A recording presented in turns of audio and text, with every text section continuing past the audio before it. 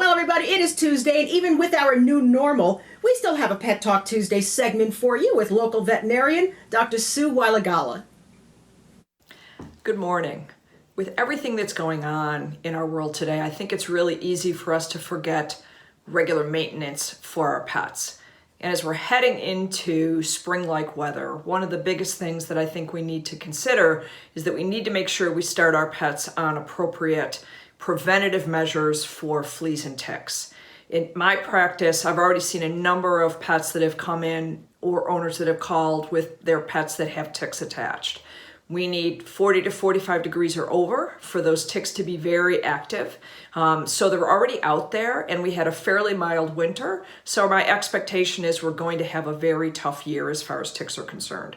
So make sure you discuss with your veterinarian what is the best means for flea and tick control for your pet.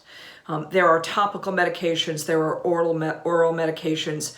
There are one or two quality collars. Please ask your veterinarian about a collar before you apply anything from over the counter.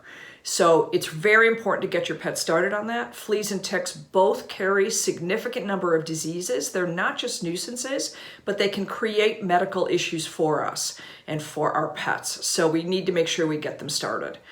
One of the other things that I think really is going to be impactful with many people at home walking their dogs in different environments just to get out of the house, because many of us are at home, is their increased exposure to intestinal parasites. So if your pet primarily stays in their yard, they may have not as much of an increased risk, but as you start walking your pets more, taking them out of their normal environment, their exposure to intestinal parasites increases.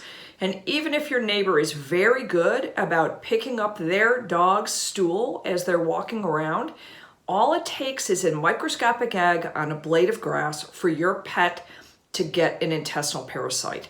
And you don't always see them. In fact, the majority of intestinal parasites and intestinal bacteria you cannot see with the naked eye. So talk to your veterinarian about regular empirical deworming.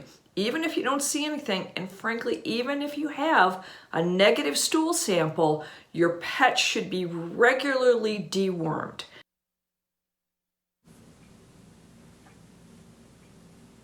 Well, thank you, Dr. Sue, and we want to thank the Niagara Veterinary Society for our weekly segments.